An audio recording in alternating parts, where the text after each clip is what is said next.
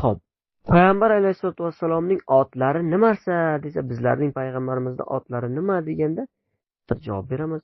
Bizning payg'ambarimizning ismlari Muhammad sallallohu alayhi vasallam deymiz.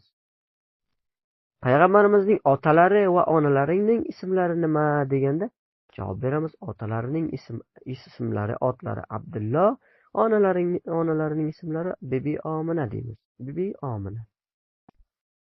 Payg'ambarimizning buvalarining ismlari nima deganda buvalarining ismlari Abdul Muttalib deymiz. Hop, payg'ambarimiz qayerda dunyoga keldi deganda javob beramizki, Makka Mukarrama shahrida dunyoga keldilar. Hop, payg'ambar xudo necha yoshlarida payg'ambar bo'ldilar deb so'raganda javob beramiz, 40 yoshlarida payg'ambar bo'ldilar deymiz.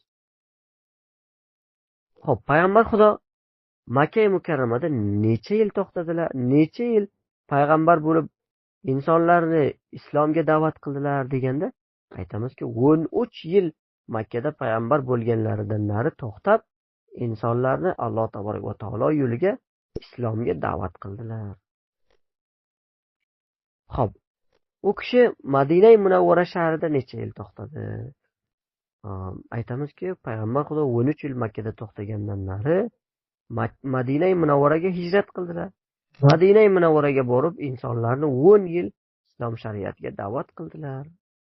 Xo'p, u kishi necha yoshlarida olamdan o'tdilar deb so'rasilar, javob beramizki, 10 yil Madinada yashadilar, mardumning islomga da'vat qildilar.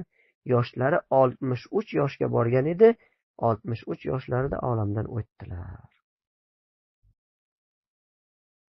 Xo'p, tahorat qilmasdan oldin o'qiladigan duo nima deganda, ya'ni bir odam tahorat qilmasdan oldin qaysi duoni o'qish kerak ekan?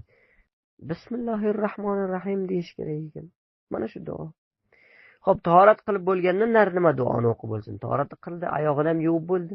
Undan nari nima duoni o'qisin? Mana shu duoni o'qisin. Ashhadu an la ilaha illallohu wahdahu la sharika lahu va ashhadu anna Muhammadan abduhu va rasuluhu.